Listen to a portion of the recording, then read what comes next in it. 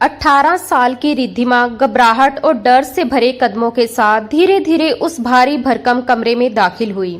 उसके हाथ कांप रहे थे और दिल इतनी तेजी से धड़क रहा था मानो सीने से बाहर निकल आएगा।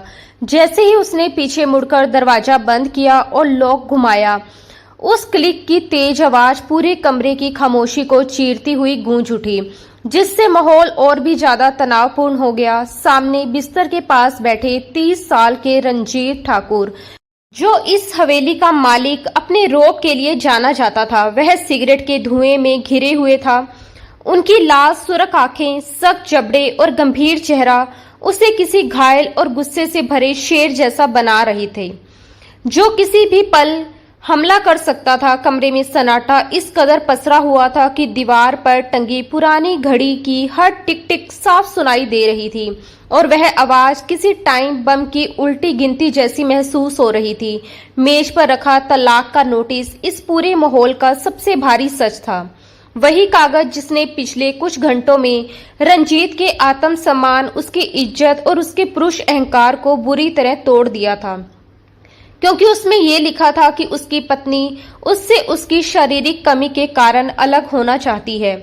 रंजीत ने गहरी सांस लेते हुए सिगरेट को एस्ट्रो में इतनी जोर से कुचला कि वह टूटकर बिखर गई, मानो वह अपने अंदर के गुस्से को उसी में दबा देना चाहता हो। फिर वह धीरे धीरे अपनी जगह से उठा और जैसे ही उसका लंबा, मजबूत और दबदबे वाला व्यक्तित्व रिद्धिमा की ओर बढ़ा, रिद्धिमा को ऐसा महसूस हुआ जैसे पूरा कमरा उसके ऊपर सिमटता जा रहा हो। उसकी आंखों में डर साफ झलक रहा था, उसकी सांसें तेज हो चुकी थी और वह खुद को संभालने की कोशिश कर रही थी। रंजीत की आवाज बेहद धीमी, ठंडी और खतरनाक थी। तो तुम्हें क्या लगता है मैं नामर्द हूँ? ये शब्द सुनते ही रिद्धिमा के पूरे शरीर में सिहरन दौड़ गई, जैसे किसी ने उसकी रूह तक को छू लिया हो। वह पीछे हटना चाहती थी, वहां से दूर भागना चाहती थी, लेकिन पीछे बंद दरवाजा उसकी हर कोशिश को रोक रहा था। तभी अचानक रंजीत ने उसका हाथ कसकर पकड़ लिया। उसकी पकड़ इतनी मजबूत थी कि रिद्धिमा दर्द से हल्का सा सिहर उठी और अगले ही पल उसने उसे दीवार से सटा दिया, जिससे उसके मुंह से एक धीमी सी चीख निकल गई। रंजीत की आंखों में गुस्सा, दर्द और अपमान की आग एक साथ जल रही थी और वह बेहद करीब आकर धीमी लेकिन कड़ी आवाज में बोला कि उसने सबके सामने, पूरे परिवार और दुश्मनों के सामने उसकी मर्दानगी को चुनौती दी है, उसकी चुप्पी को कमजोरी समझ लिया है, जबकि सच्चाई ये थी कि उसने हमेशा उसकी कम उम्र और उसकी नाजुकता को समझते हुए दूरी बनाए रखी, उसकी इज्जत की, उसका ख्याल रखा। लेकिन उसी समझदारी को उसने उसकी कमजोरी समझ लिया और अब वही बात उसे बदनाम करने का कारण बन गई। दोनों के बीच की दूरी अब खत्म हो चुकी थी।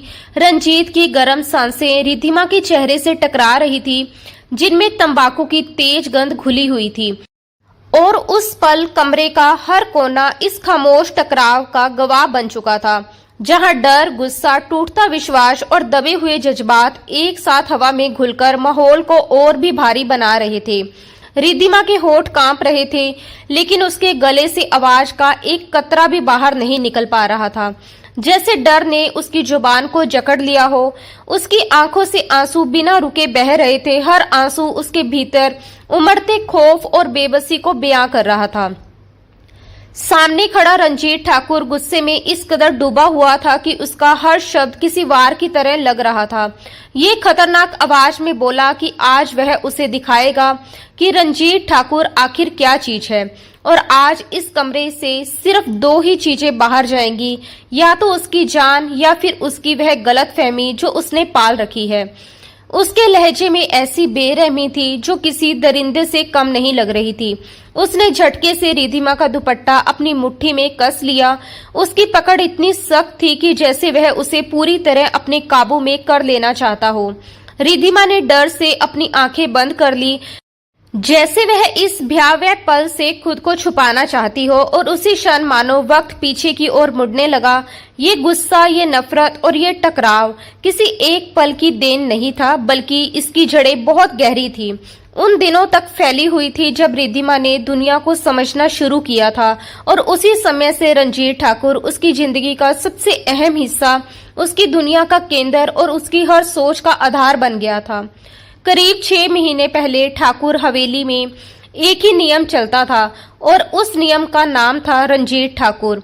बहुत बड़ी हवेली थी वह, जहां ठाकुर परिवार की कई पीढ़ियां साथ रहती थी। नाम भले ही सबसे बड़े दादा ठाकुर का था, लेकिन असल में सब कुछ रंजीत के इशारों पर चलता था। उसका रुतबा ऐसा था कि उसकी एक आवाज से ही नौकर चाकर ही नहीं बल्कि घर की औरतें तक डर जाती थी। उसी हवेली के एक कोने में रिद्धिमा रहती थी, एक अनाथ लड़की जिसका इस घर में कोई अपना नहीं था। वह रंजीत के छोटे चाचा की साली थी और बचपन से ही अपने माँ बाप को खो चुकी थी। घर की औरतें उसे बोझ समझती थी, इसलिए उसकी हालत किसी नौकरानी जैसी ही थी। वह कॉलेज से आती और सीधा रसोई में काम करने लग जाती, फिर मौका मिलते ही अपनी किताबों में खो जाती। उसकी जिंदगी बस 2 चीजों के बीच सिमटी थी, पढ़ाई और रंजीत ठाकुर का डर। रंजीत उससे करीब 12 साल बड़ा था और रिद्धिमा के लिए वह किसी डरावने साईं से कम नहीं था। उसने कभी उस पर हाथ नहीं उठाया, लेकिन उसकी एक सख्त नजर ही रिद्धिमा को डराने के लिए काफी होती थी। उसे आज भी वह दिन याद था जब गर्मी की एक दोपहर में वह चुपके से लाइब्रेरी में बैठकर एक उपन्यास पढ़ रही थी, लेकिन घर के काम छोड़कर पढ़ना मना था। तभी अचानक दरवाजा खुला और रंजीत अंदर आ गया। उसके हाथ में कुछ फाइलें थी। रिद्धिमा घबरा गई और जल्दी से किताब छुपाने लगी, लेकिन उसकी नजरों से कुछ नहीं छिपा। वह उसके पास आया और भारी आवाज में पूछा, क्या पढ़ रही हो? डरते डरते रिद्धिमा ने किताब सामने रख दी। वह एक रोमांटिक कहानी की किताब थी। रंजीत ने किताब देखी, फिर रिद्धिमा के डरे हुए चेहरे को देखा जिस पर पसीना साफ नजर आ रहा था। रिद्धिमा को लगा अब उसे डांट पड़ेगी, लेकिन ऐसा नहीं हुआ। रंजीत ने किताब वापस रख दी और हल्के से बोला कि क्या वह अपनी पढ़ाई भी इतनी ही ध्यान से करती है या सिर्फ कहानियां ही पढ़ती रहती है? उसके लहजे में गुस्से के बजाय हल्की सी नरमी थी, जो शायद सिर्फ रिद्धिमा के लिए थी। रिद्धिमा ने धीरे से कहा कि रंजीत भाई, मैं पढ़ाई भी करती हूँ। तभी रंजीत ने उसे सख्ती से टोका कि वह उसे भाई ना कहे। उसने कहा कि उसका नाम लेकर बुलाया करे, लेकिन रिद्धिमा के लिए ये बहुत मुश्किल था, क्योंकि वह उससे बहुत डरती थी। उसने सिर झुकाकर माफी मांग ली। रंजीत ने जेब से कुछ पैसे निकाले और मेज पर रखते हुए कहा कि अगले हफ्ते उसका रिजल्ट है। अगर वह अच्छे नंबर नहीं लाई तो ये कहानी की किताबें बंद करवा देगा। फिर उसने बताया कि छोटी चाची उसे काम के लिए बुला रही थी, लेकिन उसने कह दिया कि रिद्धिमा पढ़ रही है, इसलिए अभी नीचे जाने की जरूरत नहीं है। इतना कहकर वह चला गया। रिद्धिमा उसे जाते हुए देखती रह गई, क्योंकि वह वही रंजीत था जिससे सब डरते थे, लेकिन उसके साथ वह थोड़ा अलग व्यवहार करता था। सबके लिए सख्त, लेकिन उसके लिए चुपचाप ख्याल रखने वाला। मगर रिद्धिमा इस बात को समझ नहीं पाई और उसने उसकी इस परवाह को बस एक साधारण मदद ही समझ लिया। यही उसकी सबसे बड़ी गलती थी। कुछ दिन बाद हवेली का माहौल पूरी तरह बदल गया। जब लंदन से नव्या की वापसी हुई। नव्या रंजीत ठाकुर की बुआ की ननंद थी। क्योंकि बुआ जी की खुद कोई औलाद नहीं थी, इसलिए उन्होंने बचपन से ही नव्या को अपनी बेटी की तरह पाला था।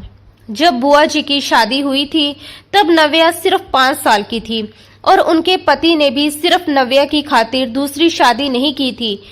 बुआ जी मानती थी कि नव्या उनके लिए बहुत लकी है, वरना उनके पति कब का दूसरी शादी करके उन्हें दुख दे चुके होते। पिछले 5 सालों से नव्या लंदन में फैशन डिजाइनिंग पढ़ रही थी और अब जब वह हवेली लौटी तो उसका अंदाज बिल्कुल अलग था, जैसे किसी शांत माहौल में अचानक कोई तूफान आ गया हो। जींस टॉप, सुनहरे रंग में रंगे बाल और चेहरे पर भारी मेकअप। वह देखने में बहुत खूबसूरत थी, लेकिन उसकी खूबसूरती में एक बनावट साफ झलकती थी। हवेली में कदम रखते ही सबकी नजरें उसी पर टिक गई, मगर उसकी अपनी नजरें सिर्फ रंजीत को ढूंढ रही थी। बचपन से ही वह रंजीत को पसंद करती थी और अब उसके वापस आने का असली मकसद भी उससे शादी करना ही था। रात के खाने पर पूरा परिवार एक साथ बैठा था और नव्या जानबूझकर रंजीत के पास वाली कुर्सी पर जाकर बैठ गई। उसने बिना झिझक उसके बाजू पर हाथ रखते हुए कहा कि वह पहले से ज्यादा हैंडसम हो गया है, बिल्कुल किसी ग्रीक गॉड जैसा लगता है। ये देखकर रिद्धिमा, जो सबको रोटियां परोस रही थी, एक पल के लिए ठिठक गई, लेकिन रंजीत को ये बिल्कुल पसंद नहीं आया। उसने तुरंत अपना हाथ झटक दिया जैसे किसी गंदगी को हटा रहा हो और सख्त लहजे में कहा कि ये हवेली है, कोई लंदन का नाइट क्लब नहीं। यहाँ तमीज से बात की जाती है और इस तरह छूना ठीक नहीं है। उसकी आवाज इतनी तीखी थी कि पूरे टेबल पर सन्नाटा छा गया। नव्या का चेहरा उतर गया, लेकिन वह फिर भी मुस्कुराकर बात को हल्का करने लगी और बोली, वह अभी भी पुराने ख्यालों में जी रहा है, जबकि दुनिया बहुत आगे बढ़ चुकी है। रंजीत ने उसकी बात का कोई जवाब नहीं दिया और इशारे से रिद्धिमा से पानी मांगा। रिद्धिमा कांपते हाथों से जग लेकर आई। तभी नव्या ने उसे ऊपर से नीचे तक देखा। साधारण सलवार कमीज, बिना मेकअप का चेहरा, और उसी पल उसके मन में रिद्धिमा के लिए नफरत पैदा हो गई, क्योंकि उसे साफ दिख रहा था कि रंजीत की नजरें बार बार उसी सादगी भरी लड़की पर जा रही हैं। जब रंजीत ने पानी का गिलास लिया तो उसकी उंगलियां हल्के से रिद्धिमा की उंगलियों से छू गई। ये स्पर्श जानबूझकर था या अनजाने में, ये कोई नहीं जानता, लेकिन उस एक पल में रिद्धिमा का चेहरा शर्म से लाल हो गया और नव्या के अंदर जलन की आग भड़क उठी। धीरे धीरे हवेली में बातें फैलने लगी और बुआ जी ने दादा ठाकुर और रंजीत की माँ माधुरी जी को समझाना शुरू कर दिया कि रंजीत और नव्या की जोड़ी सबसे सही रहेगी। दोनों पढ़े लिखे हैं, समझदार हैं और परिवार का पैसा भी परिवार में ही रहेगा। उन्होंने माहौल ऐसा बना दिया कि सबको ये रिश्ता सही लगने लगा। और फिर वह शाम आ गई जब इस बात का ऐलान होना था कि चाय के वक्त सब लोग बड़े लॉन्च में बैठे थे और रिद्धिमा हमेशा की तरह एक कोने में पर्दे के पीछे खड़ी सब कुछ चुपचाप देख रही थी। उसके दिल में अजीब सी बेचैनी थी, जैसे उससे कोई बहुत जरूरी चीज छिनने वाली हो। हालांकि वह खुद भी नहीं समझ पा रही थी कि रंजीत उसके लिए क्या मायने रखता है। तभी दादा ठाकुर ने हुक्के का कश लेते हुए बात शुरू की और कहा कि बुआ जी चाहती हैं कि रंजीत और नव्या की शादी हो जाए और उन्हें भी ये रिश्ता ठीक लगता है, क्योंकि अब रंजीत की उम्र हो चुकी है और हवेली को बहू की जरूरत है। कमरे में सन्नाटा छा गया। नव्या शर्माने का नाटक करते हुए दुपट्टा संभालने लगी और सबकी नजरें रंजीत पर टिक गई। रंजीत ने बड़े इत्मीनान से चाय का कप रखा और सबके चेहरे देखे और आखिर में उसकी नजर उस कोने में खड़ी रिद्धिमा पर जाकर ठहर गई, जिसकी आंखों में साफ डर दिखाई दे रहा था। तभी उसने बिना हिचक के कह दिया कि उसे ये रिश्ता मंजूर नहीं है। उसकी इस बात से जैसे कमरे में बम फट गया। बुआ जी तुरंत गुस्से में उठ बैठी और बोली कि उनकी नव्या में आखिर क्या कमी है। वह किसी शहजादी से कम नहीं, लंदन से पढ़कर आई है और इस रिश्ते के लिए उसके फूफा जी की भी बहुत इच्छा है। अब वह उन्हें क्या जवाब देगी कि उनकी बेटी जैसी लड़की को ठुकरा दिया गया। रंजीत ने बेहद ठंडे और साफ लहजे में कहा कि बुआ जी के लिए नव्या चाहे शहजादी हो, लेकिन उसके लिए वह सिर्फ एक रिश्तेदार है और उसे ऐसी आधुनिक सोच वाली पत्नी नहीं चाहिए जो हवेली के असूलों को बंधन समझे और जिसे अपने कपड़ों से ज्यादा दूसरों की नजरों की चिंता हो। ये सुनकर दादा ठाकुर गुस्से में आ गए और उन्होंने तीखे स्वर में पूछा कि फिर उसे कैसी पत्नी चाहिए? क्या वह पूरी जिंदगी यूं ही कंवारा रहेगा और कौन सी हूर उसके लिए आसमान से उतरेगी? तभी रंजीत अपनी जगह से उठा। उसने अपनी शॉल ठीक की और पूरे आत्मविश्वास के साथ सबके सामने रिद्धिमा की ओर इशारा करते हुए कहा कि अगर इस हवेली में उसकी दुल्हन कोई बनेगी तो वह रिद्धिमा ही होगी। ये सिर्फ एक बात नहीं थी, बल्कि ऐसा झटका था जिसने पूरे माहौल को हिला दिया। रिद्धिमा के हाथ से कांच का गिलास छूटकर जमीन पर गिरा और टूट गया और सबकी नजरें एक साथ उसी पर टिक गई, जो डर और हैरानी से जड़ होकर खड़ी थी। नव्या ये सुनकर बौखला गई और गुस्से में चिल्लाते हुए बोली, क्या वह सच में उस अनाथ लड़की को चुन रहा है जिसके पास ना रूप है, ना हैसियत है और ना ही कोई पहचान? उसे इस घर में एक नौकरानी से ज्यादा कुछ नहीं। उसकी आवाज में रिद्धिमा के लिए तिरस्कार साफ झलक रहा था। ये सुनते ही रंजीत की आंखों में गुस्से की चमक उभर आई। वह आगे बढ़ा और इतनी सख्ती से बोला कि नव्या की आवाज खुद ब खुद थम गई।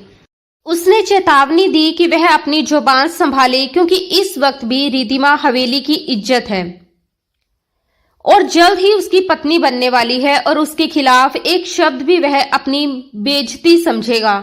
फिर वह दादा ठाकुर की ओर मुड़ा और साफ शब्दों में कह दिया कि उसका फैसला अंतिम है। वह रिद्धिमा को अच्छी तरह जानता है और उसे अपने जीवन के लिए एक सच्चा साथी चाहिए, कोई बिजनेस पार्टनर नहीं, और अगर शादी होगी तो सिर्फ रिद्धिमा से, वरना वह कभी शादी नहीं करेगा। इतना कहकर वह वहां से चला गया, पीछे ऐसा तूफान छोड़कर जिसने पूरे घर को हिला दिया। अगले 2 दिनों तक हवेली में तनाव और झगड़े का माहौल बना रहा। बुआ जी ने खाना पीना छोड़ दिया क्योंकि उन्हें डर था कि अगर उनके पति को ये बात पता चली तो उनके रिश्ते पर असर पड़ सकता है। वही नव्या ने गुस्से में अपने कमरे की चीजें तोड़ डाली और रंजीत की मां माधुरी जी रोती रही। लेकिन इन सब के बावजूद रंजीत अपने फैसले से जरा भी नहीं डिगा। आखिरकार दादा ठाकुर को उसकी जिद के आगे झुकना पड़ा क्योंकि वे जानते थे कि उसे मनाना नामुमकिन है। इस सब के बीच रिद्धिमा की हालत सबसे खतरनाक थी। उसे समझ नहीं आ रहा था कि वह इस फैसले से खुश हो या डर जाए, क्योंकि वह रंजीत से बेहद डरती थी। लेकिन उसके दिल में कहीं एक कोमल सा एहसास भी था जिसे वह खुद भी समझ नहीं पा रही थी। वही नव्या के कटु शब्द उसके मन में जहर घोल रहे थे और मौका मिलते ही नव्या ने उसे अकेले में रोककर ताना मारा कि वह बहुत खुश हो रही होगी कि उसने इस घर के वारिस को अपने जाल में फंसा लिया। लेकिन उसे याद रखना चाहिए कि मर्दों की पसंद बदलते देर नहीं लगती और रंजीत उससे प्यार में नहीं बल्कि उसे नीचा दिखाने के लिए शादी कर रहा है, और वह सिर्फ एक मोहरा है, एक इस्तेमाल की जाने वाली चीज। नव्या के ये शब्द रिद्धिमा के मन पर गहरी चोट कर गए। जो भले ही डरी और उलझी हुई थी, अब पूरी तरह अंदर से टूटने लगी। शादी की रात रिद्धिमा को लाल जोड़े में इतने सलीके और खूबसूरती से तैयार किया गया था कि वह किसी नाजुक गुड़िया से कम नहीं लग रही थी। लेकिन उसकी आंखों में वो चमक नहीं थी जो एक नई दुल्हन की पहचान होती है, बल्कि वहां गहरा डर, उलझन और एक अजीब सा खालीपन साफ झलक रहा था। घर के लोग उसे सजा तो रहे थे, पर उस सजावट में अपनापन कम और एक मजबूरी ज्यादा महसूस हो रही थी, जैसे किसी को उसकी मर्जी के बिना किसी बड़े फैसले की तरफ धकेला जा रहा हो। थोड़ी देर बाद उसे लगभग सहारा देकर लॉन में लाया गया, जहां पंडित जी शादी की सारी तैयारियों के साथ बैठे हुए थे। माहौल में मंत्रों की आवाज गूंज रही थी। उसी वक्त रंजीत ठाकुर भी वहां मौजूद था। सफेद कुर्ता पजामा और काले वेस्ट कोट में सिर पर सजी पगड़ी के साथ वह किसी शाही खानदान के वारिस जैसा लग रहा था।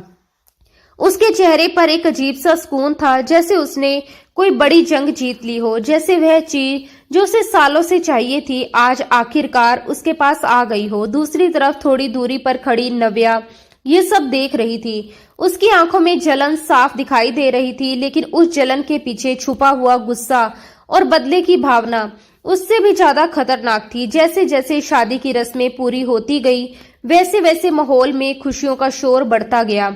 हर तरफ से बधाइयों की आवाज आने लगी, लेकिन इस शोर के बीच नव्या चुपचाप गुस्से में वहां से चली गई, जैसे उसके मन में कुछ बहुत बड़ा चल रहा हो। शादी के बाद रंजीत सीधे रिद्धिमा के पास आया।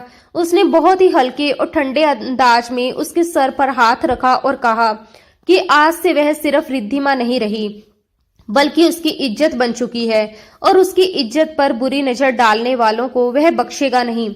उसकी आवाज में एक अजीब सा मेल था, नरमी भी और सख्ती भी, जिसने रिद्धिमा को और ज्यादा उलझन में डाल दिया। ये बातें सुनकर उसे थोड़ा सहारा जरूर मिला, लेकिन उसके अंदर का डर अभी भी वैसा ही था, जैसे कोई तूफान थमने का नाम ही ना ले रहा हो। शादी के तुरंत बाद उसे हवेली के सबसे बड़े और शानदार कमरे में भेज दिया गया, जिसे खास इस रात के लिए फूलों से इस तरह सजाया गया था कि हर कोना महक रहा था।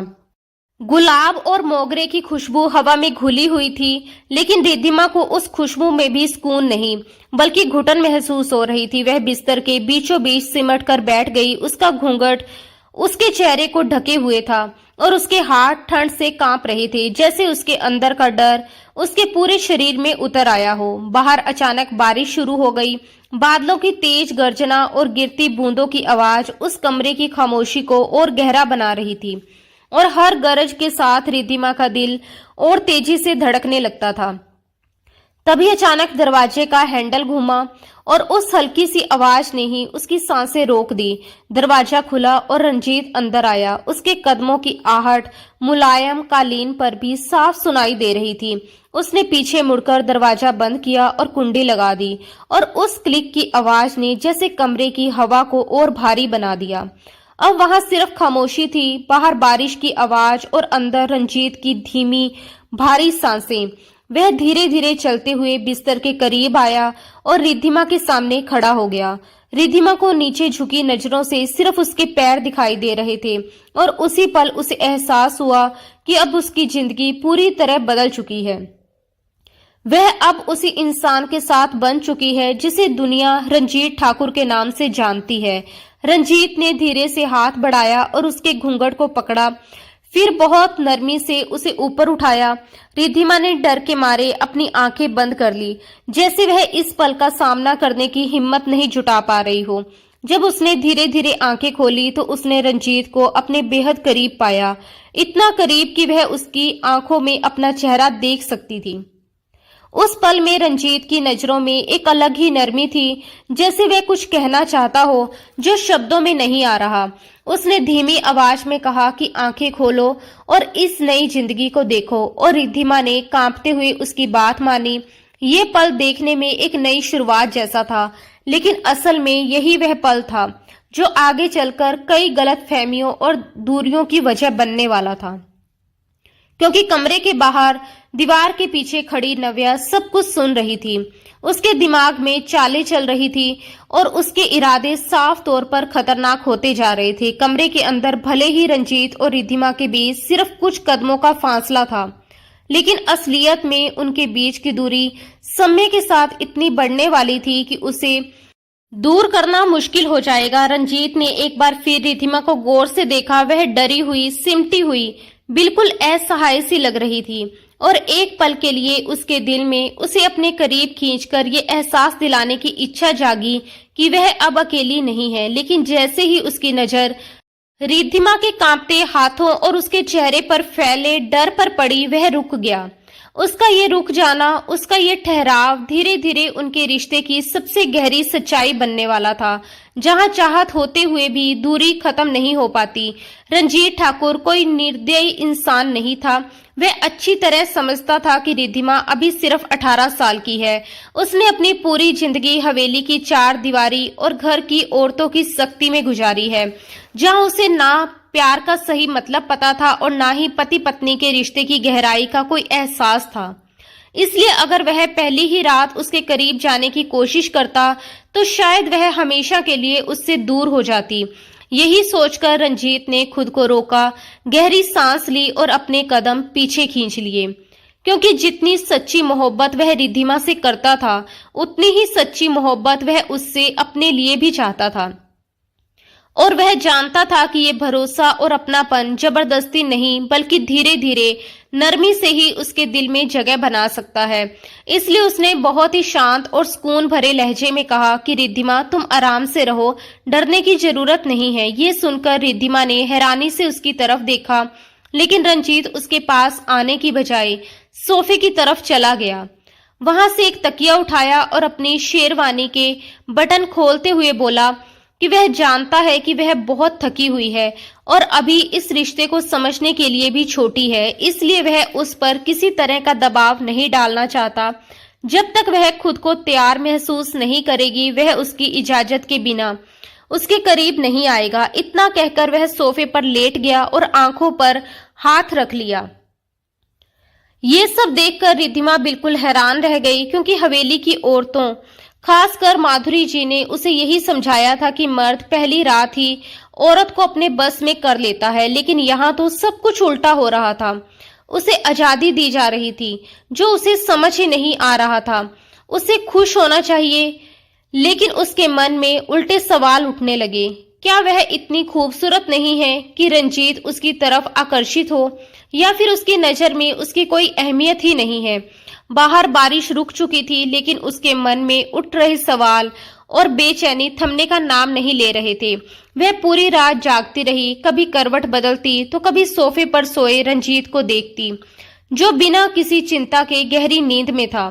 सुबह होने से पहले ही रंजीत जॉगिंग के लिए निकल गया और इसी तरह उनकी शादीशुदा जिंदगी का पहला दिन शुरू हुआ, जो आगे चलकर उनके रिश्ते की आदत बन गया। समय तेजी से बीतने लगा, दिन हफ्तों में, हफ्ते महीनों में बदल गए। ऊपर से सब कुछ सामान्य लग रहा था, लेकिन अंदर ही अंदर दूरियां बढ़ती जा रही थी। रंजीत अपने बिजनेस में व्यस्त रहने लगा और साथ ही रिद्धिमा को स्पेस देने के लिए जानबूझकर खुद को उससे दूर रखने लगा। वह देर रात घर आता जब रिद्धिमा सो चुकी होती और सुबह उसके जागने से पहले ही निकल जाता, जिससे दोनों के बीच बातचीत लगभग खत्म हो गई। रिद्धिमा जो पहले ही उससे डरी हुई थी, अब उसकी इस दूरी और खामोशी को उसकी बेरुखी समझने लगी। वह दूसरी तरफ हवेली की औरतें सब पर नजर रखे हुए थी, खास तौर पर बुआ जी और नव्या। नव्या ने जल्दी ही समझ लिया कि रंजीत और रिद्धिमा के बीच वह अपनापन और नजदीकी नहीं है जो एक नए शादीशुदा जोड़े में होती है। उसने नौकरानियों से भी खबरें निकलवानी शुरू कर दी और जब उसे पता चला कि रंजीत अब भी सोफे पर ही सोता है और रिद्धिमा के बिस्तर की चादर तक वैसी की वैसी रहती है, तो उसके चेहरे पर एक चालाक मुस्कान आ गई। उसने आईने में खुद को देखते हुए मन ही मन कहा कि रंजीत ठाकुर ने उसे ठुकराकर जिस मासूम लड़की को चुना है, अब वही लड़की उसकी कमजोरी बनेगी और वह इसी के जरिए उसकी अकड़ तोड़ेगी। धीरे धीरे उसने अपनी चालें चलनी शुरू कर दी, क्योंकि वह जानती थी कि रिद्धिमा अभी एक खाली कागज की तरह है, जिस पर जो भी लिखा जाए वह उसे सच मान लेगी, और यही उसकी सबसे बड़ी कमजोरी थी। एक दिन दोपहर का वक्त था, जब हवेली की सारी औरतें अपने अपने कमरों में आराम कर रही थी और पूरा घर अजीब सी खामोशी में डूबा हुआ था। ऐसे में रिद्धिमा अकेली लॉन में बैठी थी और सामने खिले फूलों को बिना किसी ध्यान के देख रही थी। जैसे उसका मन कहीं और भटक रहा हो। उसके चेहरे पर उदासी साफ झलक रही थी, क्योंकि उसे बार बार रंजीत की याद आ रही थी, लेकिन उसके साथ साथ उसके दिल में एक कसक भी थी। रंजीत का ठंडा और दूरी भरा रवैया उसे अंदर ही अंदर खाए जा रहा था। तभी अचानक नव्या वहां आ पहुंची। उसके हाथ में जूस के 2 गिलास थे और चेहरे पर बनावटी हमदर्दी। उसने मुस्कुराते हुए रिद्धिमा से पूछा कि वह यहाँ अकेली क्यों बैठी है, और एक गिलास उसकी तरफ बढ़ा दिया। रिद्धिमा ने हल्की झिझक के साथ गिलास ले लिया और धीमी आवाज में कहा कि बस ऐसे ही। उसका मन घबरा रहा था। नव्या तुरंत उसके पास बैठ गई, गहरी सांस ली और उसके कंधे पर हाथ रखते हुए ऐसे बोली जैसे उसे सब समझ आ रहा हो। उसने कहा कि वह जानती है एक नई दुल्हन के लिए पति का ऐसा व्यवहार कितना तकलीफ देह होता है। ये सुनकर रिद्धिमा चौंक गई और घबराकर पूछने लगी वह क्या कह रही है। तब नव्या ने और भी ज्यादा गंभीर और दुखी चेहरा बनाकर कहा कि वह उसे अपनी छोटी बहन मानती है और उसका ऐसा बुझा हुआ चेहरा उससे देखा नहीं जाता। उसने ये भी जोड़ दिया कि पूरे घर में लोग बातें कर रहे हैं कि शादी को 3 महीने हो गए हैं, लेकिन अभी तक रंजीत ने उसे पत्नी का असली हक नहीं दिया। ये सुनकर रिद्धिमा का चेहरा एकदम फीका पड़ गया। उसने हड़बड़ाकर रंजीत का बचाव करते हुए कहा कि वह बस काम में बहुत व्यस्त रहते हैं, लेकिन नव्या ने हल्की सी हंसी के साथ उसकी बात काट दी और कहा कि कोई भी आदमी कितना भी व्यस्त क्यों ना हो, अपनी नई दुल्हन के लिए वक्त जरूर निकालता है। असली बात कुछ और ही है। फिर उसने धीरे धीरे अपनी बात को रहस्य बनाते हुए कहा कि समस्या काम की नहीं बल्कि रंजीत में ही है। ये सुनकर रिद्धिमा का दिल जोर से धड़कने लगा और उसने घबराकर पूछा कि इसका क्या मतलब है। तब नव्या ने इधर उधर देखकर जैसे कोई बहुत बड़ा राज खोल रही हो कहना शुरू किया कि क्या उसे पता है कि रंजीत ने उसे क्यों ठुकराया था, क्योंकि वह पढ़ी लिखी है और समझदार थी और सच्चाई जान सकती थी, जबकि उसे रिद्धिमा जैसी सीधी सादी लड़की चाहिए थी जो उसकी कमी को छुपा सके। ये सुनकर रिद्धिमा को लगा जैसे उसके कानों में किसी ने आग भर दी हो। उसने कांपती आवाज में पूछा कि कैसी कमी। तभी नव्या ने उसकी आंखों में देखते हुए जहर भरे शब्द कह दिए कि रंजीत शारीरिक रूप से कमजोर है, वह उसे कभी पति का पूरा हक नहीं दे सकता, इसी वजह से वह उससे दूर रहता है और रात को देर में आता है ताकि उसका सामना ना करना पड़े। उसने यहाँ तक कह दिया कि बाहर भी सबको ये बात पता थी, इसलिए किसी ने उसे अपनाया नहीं और उसने अपनी इज्जत बचाने के लिए रिद्धिमा से शादी कर ली। लेकिन इस सब में तुम्हारी जिंदगी बर्बाद हो गई। ये सब सुनकर रिद्धिमा के अंदर जैसे तूफान आ गया। उसका मासूम दिमाग इस साजिश को समझ ही नहीं पा रहा था। उसने पिछले 3 महीनों की हर बात को याद किया। रंजीत का उससे दूर रहना, पास न आना, सोफे पर सोना, और उसे लगने लगा कि शायद नव्या सच कह रही है। उसकी आंखों में आंसू भर आए और वह रोते हुए बोली कि ऐसा नहीं हो सकता। तब नव्या ने उसे गले लगा लिया और झूठी सहानुभूति दिखाते हुए कहा कि उसे उस पर बहुत तरस आता है। इतनी अच्छी लड़की और इतनी खराब किस्मत। फिर उसने धीरे धीरे उसे बहकाना शुरू किया कि अगर वह चाहे तो अभी भी अपनी जिंदगी बदल सकती है। अभी उसकी उम्र ही क्या है, क्या वह सारी जिंदगी ऐसे ही बिता देगी। इन बातों ने रिद्धिमा के दिल में शक का बीज बो दिया, जो आने वाले दिनों में और गहरा होता गया। नव्या रोज उसे भड़काती, उसे तरह तरह की बातें समझाती और यहाँ तक कि कानूनी रास्तों के बारे में भी बताने लगी। धीरे धीरे रिद्धिमा मानसिक रूप से टूटने लगी। अब जब भी रंजीत घर आता तो वह उसे अलग नजरों से देखती, जिनमें उलझन, दर्द और शिकायत होती। लेकिन रंजीत ये सब समझ नहीं पाया। उसे लगा कि शायद वह घर में कैद रहने से परेशान है, इसलिए वह उसे खुश करने के लिए पैसा देता, तोहफे लाता, लेकिन अपना समय नहीं दे पाया। और यही उसकी सबसे बड़ी गलती बन गई। आखिरकार एक दिन ऐसा आया जब रिद्धिमा पूरी तरह नव्या के प्रभाव में आ चुकी थी। नव्या उसे चुपचाप एक महिला वकील के पास ले गई, जो पहले से ही उसकी मिली भगत में थी। वहां रिद्धिमा को उलझाकर कागजों पर साइन करवा लिए गए। उसके हाथ कांप रहे थे, लेकिन नव्या उसके पास खड़ी उसे समझा रही थी कि यही उसकी आजादी का रास्ता है। और आखिरकार रिद्धिमा ने आंखें बंद करके दस्तखत कर दिए। उसे ये एहसास तक नहीं था कि वह अपनी ही जिंदगी को बर्बाद करने वाले कागजों पर साइन कर रही है।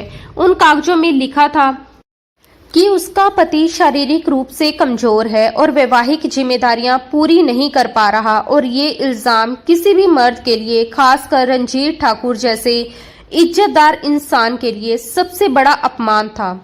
अगली सुबह हवेली में ऐसा तूफान आया जिसने सब कुछ हिलाकर रख दिया। नाश्ते की मेज पर दादा ठाकुर, माधुरी जी, भुआ जी, नव्या और रंजीत ठाकुर बैठे थे।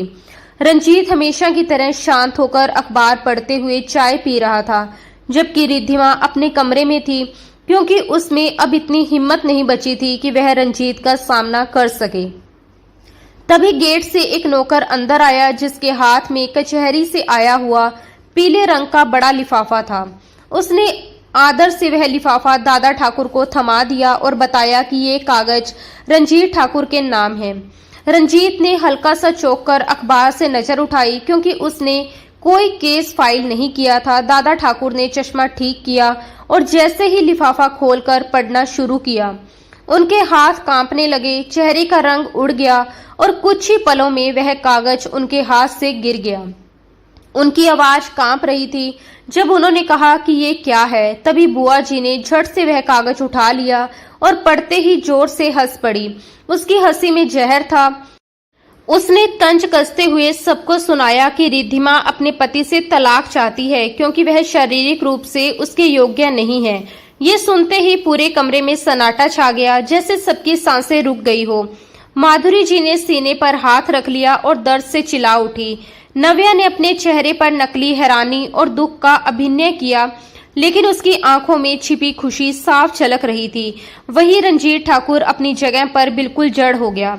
उसका चेहरा गुस्से से लाल हो गया, नसें उभर आई और उसकी आंखों में ऐसा तूफान था जो किसी भी वक्त फट सकता था। उसके लिए वह कागज सिर्फ तलाक का नोटिस नहीं, बल्कि उसकी इज्जत, उसके सम्मान और उसके मर्द होने पर सीधा हमला था। उसने बिना कुछ कहे वह कागज अपने हाथ में लिया, उसे कसकर मुट्ठी में दबाया और कुर्सी को पीछे धकेलते हुए खड़ा हो गया। उसकी खामोशी ही उसके गुस्से की सबसे बड़ी निशानी थी। माधुरी जी रोते हुए उसके पीछे भागी और पूछने लगी कि ये सब झूठ है ना, लेकिन रंजीत ने उन्हें हाथ के इशारे से रोक दिया और बिना एक शब्द बोले तेज कदमों से सीढ़ियों की तरफ बढ़ गया। उसके कदमों की आवाज पूरे घर में गूंज रही थी। दादा ठाकुर ने उसे पुकारा, लेकिन आज वह किसी की सुनने की हालत में नहीं था। दूसरी तरफ नव्या और बुआ जी एक दूसरे को देखकर मुस्कुरा रही थी, जैसे उनकी साजिश कामयाब हो गई हो। रंजीत तेजी से सीढ़ियां चढ़ता हुआ अपने कमरे की तरफ बढ़ा और उसके दिमाग में बस एक ही शब्द गूंज रहा था, नामर्द। उसने रिद्धिमा को सम्मान दिया, उसे समय दिया, खुद को रोका ताकि वह डर न जाए, और बदले में उसे पूरी दुनिया के सामने अपमान मिला। उसके अंदर गुस्से की आग भड़क चुकी थी। वह सीधे अपने कमरे के दरवाजे तक पहुंचा और जोर से दरवाजा खोलकर अंदर घुसा। अंदर रिद्धिमा दरवाजे के पास खड़ी बाहर की बातें सुनने की कोशिश कर रही थी, लेकिन अचानक रंजीत को इस हालत में देखकर वह घबरा गई और पीछे हटकर दीवार से जा लगी। रंजीत ने दरवाजा बंद करके अंदर से लॉक कर दिया। उस आवाज ने रिद्धिमा के दिल की धड़कन रोक दी। रंजीत की आंखों में आग थी। उसने उसे ऐसे देखा जैसे उसे जिंदा निगल जाएगा। फिर उसने जेब से सिगरेट निकाली और कांपते हाथों से जलाकर गहरी कश लेने लगा। वह खुद को संभालने की कोशिश कर रहा था, लेकिन उसका गुस्सा काबू से बाहर था। कमरे में धुआं फैल गया और उसके साथ साथ उसका गुस्सा भी। रिद्धिमा के पैर कांप रहे थे। उसे अब एहसास हो रहा था कि उसने कितनी बड़ी गलती कर दी है, लेकिन अब बहुत देर हो चुकी थी। रंजीत कुछ देर तक उसे घूरता रहा, फिर सिगरेट को बुझाकर धीरे धीरे उसकी तरफ बढ़ा। उसकी आवाज भारी और डरावनी थी जब उसने कहा कि तो उससे लगता है कि वह नामर्द है। ये शब्द सुनते ही रिद्धिमा का दिल जैसे बैठ गया। उसे समझ आ गया कि आज का दिन उसकी जिंदगी की सबसे डरावना दिन बनने वाला है, क्योंकि उसने एक ऐसे इंसान को चोट पहुंचाई थी जो अब तक खुद को रोकता आया था, लेकिन अब उसका सब्र टूट चुका था। उस वक्त रंजीत किसी ज्वालामुखी की तरह लग रहा था, जिसका लावा अब फटने ही वाला था, और उस लावे की चपेट में सिर्फ रिद्धिमा थी। कमरे में फैली सिगरेट की गंध, बाहर कड़कती बिजली और अंदर भड़कता हुआ गुस्सा मिलकर ऐसा माहौल बना रहे थे कि सांस लेना भी मुश्किल हो रहा था। बिजली की चमक में जब रिद्धिमा ने रंजीत का चेहरा देखा तो वह डर से कांप उठी, क्योंकि वह वही इंसान नहीं लग रहा था जिसे वह अब तक जानती थी। उसकी आंखों में खून उतर आया था, माथे की नसें उभर चुकी थी और उसका पूरा व्यक्तित्व एक खतरनाक रूप ले चुका था। रिद्धिमा दीवार से चिपकी खड़ी थी।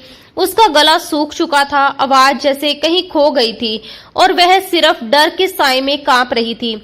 ये जाने बिना कि आगे क्या होने वाला है, रंजीत ने गुस्से में आकर अपने दोनों हाथ रिद्धिमा के सर के दोनों तरफ दीवार पर टिका दिए और उसे इस तरह अपने बीच कैद कर लिया कि वह चाहकर भी हिल नहीं पा रही थी।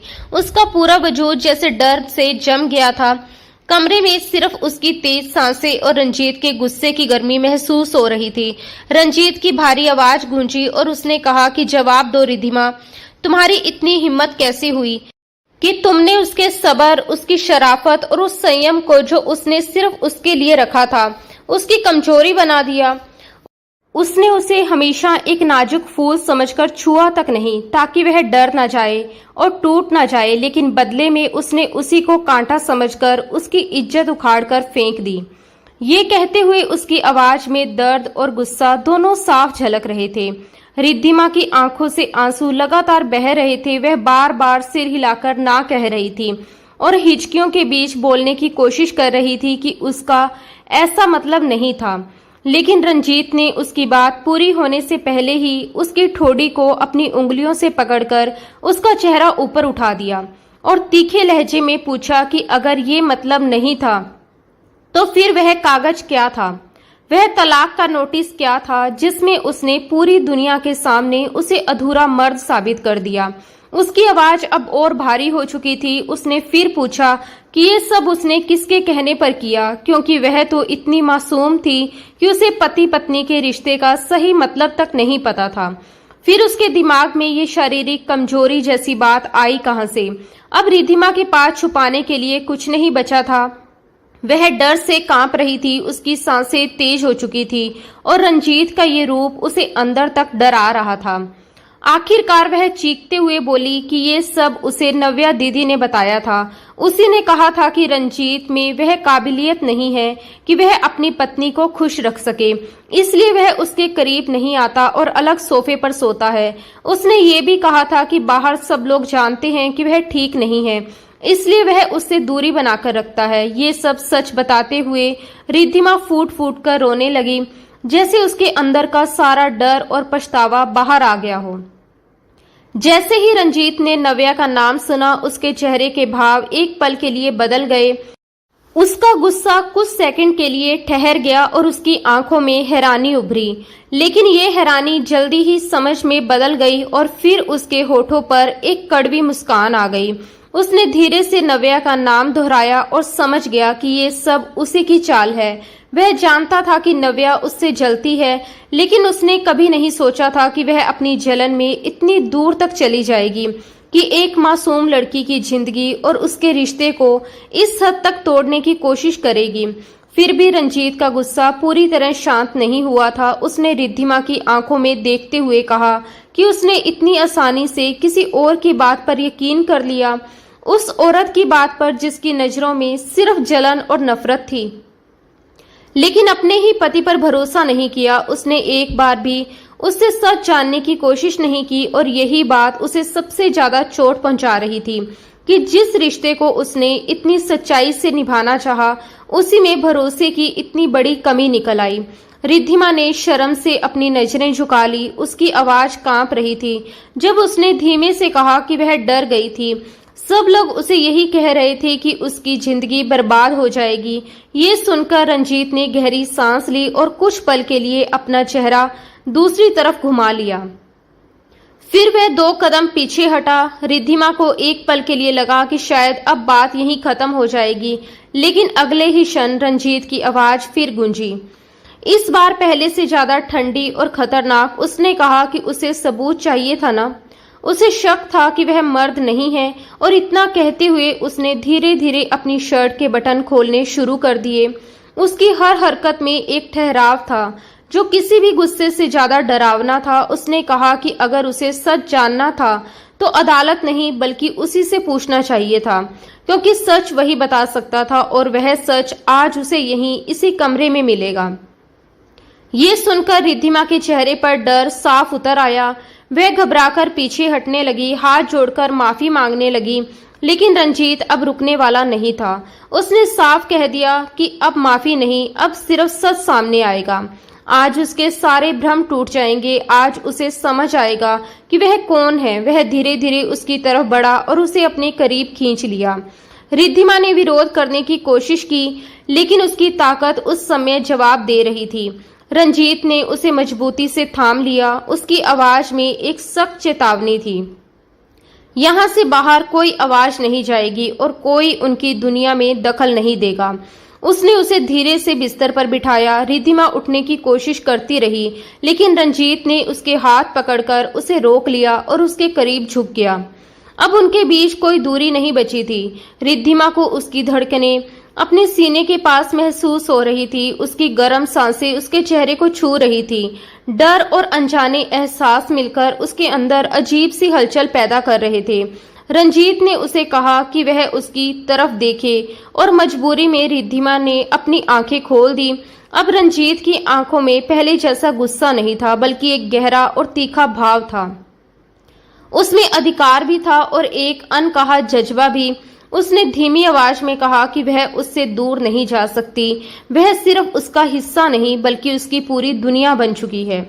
उसने उसके करीब आकर उसके होने को महसूस किया और उसी पल रिद्धिमा के भीतर का डर धीरे धीरे कमजोर पड़ने लगा। उसका विरोध कम होने लगा। रंजीत ने भी ये बदलाव महसूस किया। उसने अपने अंदाज को थोड़ा नरम किया और उसके चेहरे को अपने हाथों में लेकर कहा कि उसने उसे हमेशा समय दिया, क्योंकि वह चाहता था कि वह उसे समझे, उसके साथ अपने रिश्ते को महसूस करे। लेकिन अब हालात यहाँ तक आ गए हैं। फिर उसने उसके माथे को छुआ, एक ऐसे एहसास के साथ जिसमें अपनापन और अधिकार दोनों थे। बाहर बारिश तेज हो चुकी थी। बादलों की आवाज कमरे की खामोशी में गूंज रही थी और उस हल्की रोशनी में दोनों के बीच की दूरी अब खत्म होती जा रही थी। जहां डर, गुस्सा और गलतफहमियां धीरे धीरे किसी नए एहसास में बदलने लगी थी। रंजीत ने रिद्धिमा को अपने करीब खींचते हुए उसके चेहरे को अपने हाथों में थाम लिया। उसके स्पर्श में अब पहले जैसा गुस्सा नहीं बल्कि गहराई और अपनापन था। उसने बहुत ही नरमी से उसे महसूस किया, जैसे वह उसे डराना नहीं बल्कि समझाना चाहता हो कि वह सुरक्षित है। उसका एक हाथ रिद्धिमा की तेज धड़कनों के पास ठहर गया, जहां उसे उसका डर, झिझक और साथ ही एक अनकही चाहत भी महसूस हो रही थी। ये सब रिद्धिमा के लिए बिल्कुल नया था, जैसे वह किसी अनजानी दुनिया में कदम रख रही हो, जहां हर एहसास पहले से अलग और गहरा था। रंजीत का हर स्पर्श बहुत ही संभलकर और सुकून देने वाला था, जैसे वह उसे टूटने से बचाना चाहता हो। रिद्धिमा ने धीरे से अपनी आंखें बंद कर ली और पहली बार उसे इस नजदीकी में एक अजीब सा सुकून मिलने लगा, जैसे उसके अंदर महीनों से जमा डर और खालीपन धीरे धीरे पिघल रहा हो।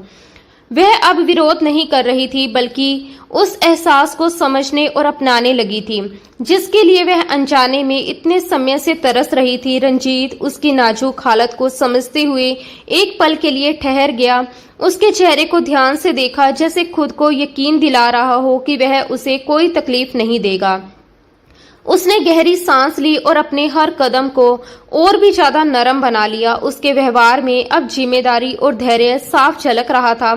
उसने रिद्धिमा को धीरे से सहारा दिया और उसे पूरा समय दिया कि वह इस नए एहसास को अपने तरीके से महसूस कर सके। शुरुआत में रिद्धिमा ने हल्की सी तकलीफ जरूर महसूस की, जिससे उसकी आंखों में आंसू आ गए, लेकिन रंजीत ने बहुत ही प्यार से उन आंसुओं को थाम लिया, जैसे वह हर दर्द को अपने हिस्से में ले लेना चाहता हो। धीरे धीरे वही दर्द एक अजीब सी राहत और सुकून में बदलने लगा। रिद्धिमा की हल्की सिसकियों में अब घबराहट कम और भावनाओं की गहराई ज्यादा थी। रंजीत ने उसके कान के पास झुककर धीमी आवाज में उससे पूछा कि क्या अब भी उसे उस पर शक है। उसकी आवाज में अब गुस्सा नहीं बल्कि एक भरोसा था। ये सुनकर रिद्धिमा शर्मा गई। उसने बिना कुछ कहे उसके करीब खुद को समेट लिया। रिद्धिमा ने उस रात पहली बार रंजीत ठाकुर को सच में महसूस किया, सिर्फ एक सख्त और रौबदार इंसान के रूप में नहीं, बल्कि एक ऐसे पुरुष के रूप में जो अपने रिश्ते को समझता है, निभाना जानता है और अपनी पत्नी को उसका हक भी देना जानता है। उसके अंदर अधिकार भी था और उतनी ही गहराई से भरा हुआ अपनापन भी। रिद्धिमा के हाथ अपने आप ही उठकर रंजीत की गर्दन के चारों ओर लिपट गए। ये उसका भरोसा था, उसका समर्पण था, और रंजीत ने भी उसे अपनी बाहों में इस तरह भर लिया जैसे अब उनके बीच कोई दूरी बाकी ना रही हो। उस पल में बीते महीनों की सारी गलतफहमियां जैसे धुल गई। रिद्धिमा को नव्या की हर बात झूठ और धोखा लगने लगी, क्योंकि रंजीत का हर स्पर्श, हर एहसास ये साबित कर रहा था कि वह सिर्फ उसका है और पूरी सच्चाई के साथ उसका है। कमरे का माहौल बदल चुका था। जहां पहले डर और शक था, अब वहां अपनापन और सुकून था। रंजीत ने उस रात भी रिद्धिमा को वह एहसास दिया जो एक पत्नी का हक होता है। उसने उसके मन से डर निकालकर उसकी जगह भरोसा और प्यार भर दिया। उसके अंदर का जुनून अब गुस्से से नहीं बल्कि सच्चे लगाव से भरा हुआ था। वह उसे ये जताना चाहता था कि वह उसके लिए कितनी अहमियत रखती है।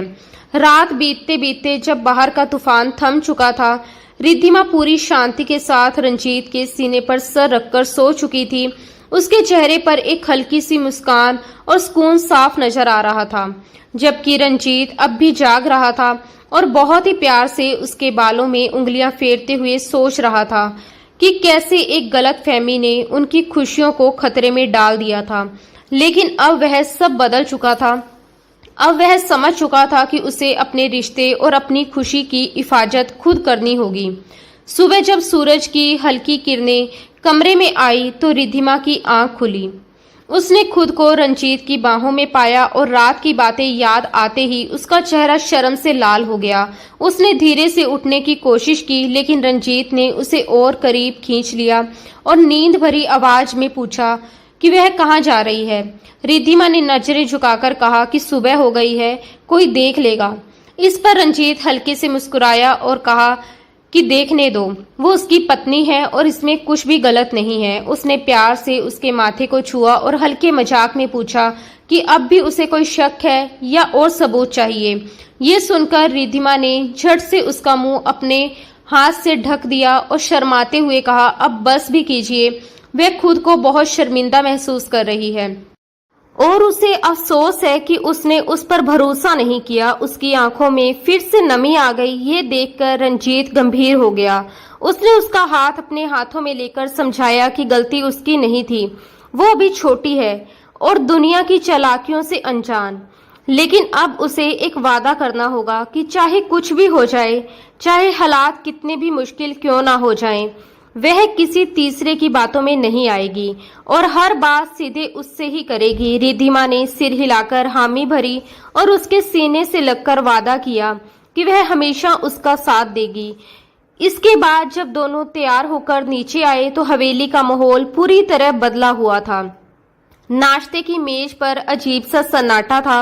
सभी को रात की घटना का अंदाजा था कि सब रंजीत की प्रतिक्रिया जानने के इंतजार में थे, खासकर नव्या, जिसे पूरा यकीन था कि रात कुछ बहुत बुरा हुआ होगा। लेकिन जैसे ही सीढ़ियों पर कदमों की आहट हुई और सबकी नजरें उधर उठी तो जो उन्होंने देखा उससे सभी की आंखें हैरानी से फैल गई।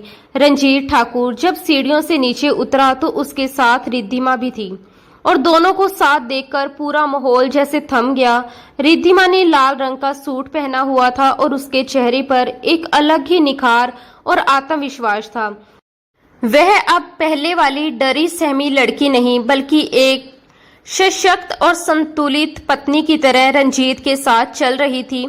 रंजीत का हाथ उसकी कमर पर था, जो बिना कुछ कहे ही सबको ये बता रहा था कि उनके बीच सब कुछ ठीक है, बल्कि पहले से भी ज्यादा मजबूत हो चुका है। ये दृश्य देखते ही नव्या के हाथ से चाय का कप हल्का सा कांप गया और कुछ चाय झलक गई। उसके चेहरे पर साफ हैरानी थी कि ये सब कैसे हो गया। रंजीत ने पूरे आत्मविश्वास के साथ मेज तक आकर रिद्धिमा के लिए कुर्सी खींची और ऊंची आवाज में उसे बैठने के लिए कहा, जैसे वो जानबूझकर सबको ये एहसास दिलाना चाहता हो कि ये उसका रिश्ता है और वह इस पर गर्व करता है। ये देखकर माधुरी जी ने राहत की सांस ली और भगवान का शुक्रिया अदा किया। रंजीत ने बैठते हुए एक नजर नव्या की तरफ डाली, जो अब तक सब समझ चुकी थी और अंदर ही अंदर जल रही थी। तभी रंजीत ने सख्त लहजे में बुआ जी को संबोधित करते हुए कहा कि नव्या को समझा दे कि वह दूसरों के घर के मामलों में दखल देने की बजाय अपने बारे में सोचे। उसने साफ शब्दों में जता दिया कि उनके निजी मामले को बाहर तक ले जाने की कोशिश की गई थी, लेकिन सच हमेशा सामने आता है और उसका सबसे बड़ा सबूत उसकी पत्नी के चेहरे पर दिख रही खुशी है। ये सुनकर रिद्धिमा शर्म से मुस्कुरा गई, जबकि नव्या के चेहरे का रंग उतर गया। उसकी सारी चालें उसी पर भारी पड़ चुकी थी। वह गुस्से और शर्म के साथ वहां से उठकर चली गई। इसके बाद समय धीरे धीरे आगे बढ़ता गया और रंजीत व रिद्धिमा के बीच का रिश्ता हर दिन और मजबूत होता गया। नव्या ने कई बार फिर से उनके बीच गलतफहमियां पैदा करने की कोशिश की, लेकिन अब रिद्धिमा पहले जैसी नहीं रही थी। वह समझ चुकी थी कि रिश्ते भरोसे से चलते हैं और उसने हर बार रंजीत पर भरोसा किया। कुछ महीनों बाद हवेली में फिर से खुशियों का माहौल बन गया। एक दिन नाश्ते के दौरान अचानक रिद्धिमा को खाने की खुशबू से मिचली महसूस हुई और वह तुरंत उठकर वॉशरूम की तरफ भागी। ये देखकर रंजीत घबरा गया और उसके पीछे पीछे चला गया। घर के बाकी लोग भी चिंतित हो गए और तुरंत डॉक्टर को बुलाया गया। रंजीत कमरे के बाहर बेचैनी से टहलता रहा, जबकि अंदर डॉक्टर रिद्धिमा की जांच कर रही थी। कुछ देर बाद जब दरवाजा खुला तो डॉक्टर मुस्कुराते हुए बाहर आई और खुशखबरी सुनाई कि रंजीत पिता बनने वाला है। ये सुनते ही रंजीत के चेहरे पर खुशी की चमक फैल गई, जैसे उसे दुनिया की सबसे बड़ी खुशी मिल गई हो। उसने राहत की सांस ली और भगवान का शुक्रिया अदा किया। माधुरी जी ने भी भावुक होकर भगवान के सामने सिर झुका दिया। दादा ठाकुर ने तो खुशी में जश्न मनाने का ऐलान कर दिया। हवेली एक बार फिर खुशियों से गूंज उठी और इस बार ये खुशी किसी गलतफहमी के खत्म होने की नहीं, बल्कि एक नए जीवन के आने की थी, जिसने उनके रिश्ते को और भी गहरा और मजबूत बना दिया। रंजीत ठाकुर जल्दी से कमरे में गया जहां रिद्धिमा बेड पर लेटी हुई थी। उसकी हालत थोड़ी कमजोर जरूर थी, लेकिन उसके चेहरे पर एक अलग ही चमक थी, जैसे उसकी जिंदगी की सबसे बड़ी खुशी उसके अंदर पल रही हो। रंजीत उसके पास बैठ गया और बहुत प्यार से उसके हाथों को अपने होठों से छू लिया। उसकी आंखों में कृतज्ञता साफ झलक रही थी। उसने धीमी आवाज में कहा कि उसने उसकी जिंदगी पूरी कर दी।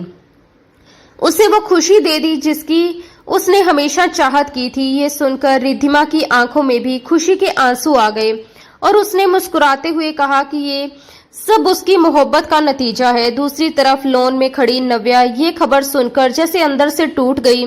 वह दीवार का सहारा लेकर खड़ी रह गई क्योंकि ये उसकी पूरी हार थी। वह जिस इंसान को गलत साबित करना चाहती थी वही आज पिता बनने जा रहा था और ये बात उसके लिए सबसे बड़ा झटका थी। बुआ जी ने उसका कंधा पकड़कर उसे वहां से चलने के लिए कहा और साफ शब्दों में बता दिया कि अब यह लड़ाई खत्म हो चुकी है। नव्या ने आखिरी बार ऊपर कमरे की तरफ देखा जहां अब सिर्फ प्यार, भरोसा और आने वाले बच्चे की खुशी थी। फिर वह चुपचाप अपना सामान उठाकर वहां से चली गई। उधर कमरे में बाहर बारिश फिर से शुरू हो चुकी थी, लेकिन अब वह डरावनी नहीं बल्कि सुकून देने वाली लग रही थी। रंजीत ने रिद्धिमा को अपनी बाहों में लिया और खिड़की से बाहर देखते हुए हल्के से मुस्कुराया। उसने उसके कान में कहा कि अब वह सच में उसकी दुनिया का हिस्सा है और अब उनके बीच कोई दूरी नहीं आ सकती। रिद्धिमा ने भी मुस्कुराकर अपना सर उसके सीने पर रख दिया और कहा कि उसे किसी आजादी की जरूरत नहीं, उसके साथ ही उसका सुकून और उसका घर है। उस पल में उनके रिश्ते की सारी गलतफहमियां हमेशा के लिए खत्म हो चुकी थी और उनकी जगह गहरा भरोसा और सच्चा प्यार ले चुका था। हवेली का माहौल अब पूरी तरह बदल चुका था। हर तरफ सुकून और खुशी का एहसास था। बीते महीनों में रंजीत ने रिद्धिमा का इतना ख्याल रखा था जैसे वह कोई बहुत कीमती चीज हो। जो इंसान पहले अपनी सख्ती और रोब के लिए जाना जाता था, अब अपनी पत्नी की हर छोटी बड़ी जरूरत का ध्यान रखने लगा था। समय तेजी से बीता और वह दिन भी आ गया जिसका सबको बेसब्री से इंतजार था। हवेली को दुल्हन की तरह सजाया गया था। हर तरफ रोशनी, मेहमानों की भीड़ और जश्न का माहौल था। ये खुशी किसी शादी से कम नहीं थी बल्कि उससे भी ज्यादा खास थी क्योंकि ये एक नई जिंदगी के आने की खुशी थी। लॉन में औरतों की भीड़ थी, रंग बिरंगे कपड़े और खुशियों की चमक हर तरफ फैली हुई थी। लेकिन इसी भीड़ में नव्या भी मौजूद थी जो मजबूरी में वहां आई थी। उसके चेहरे पर जलन और हार साफ दिखाई दे रही थी। वहीं रिद्धिमा, जिसे वह कभी कमजोर समझती थी, आज उसी हवेली की सबसे अहम शख्स बन चुकी थी। वह बार बार नजरें ऊपर सीढ़ियों की तरफ उठा रही थी जहां डॉक्टर और नर्सें रिद्धिमा के कमरे में थी और बाहर रंजीत बेचैनी से इधर उधर टहल रहा था। उसकी हालत देखकर साफ समझ आ रहा था कि वह कितना परेशान है। उसके चेहरे पर पसीना था और वह बार बार घड़ी देख रहा था। उसका मन कर रहा था कि वह अंदर चला जाए, लेकिन उसे रोक दिया गया था। फिर भी वह वहीं खड़ा रहा क्योंकि वह अपनी पत्नी को उस हालत में अकेला छोड़ना नहीं चाहता था। उसकी आवाज में दर्द और बेचैनी थी जब उसने कहा कि जब उसकी पत्नी तकलीफ में है तो वह आराम से कैसे बैठ सकता है। और उसी पल हर किसी को ये एहसास हो रहा था कि उनके रिश्ते में अब सिर्फ नाम का नहीं बल्कि सच्चे दिल का जुड़ाव है जो हर मुश्किल में एक दूसरे के साथ खड़े रहने की ताकत देता है। नीचे बैठी नव्या ये सब देखकर अंदर ही अंदर जल रही थी।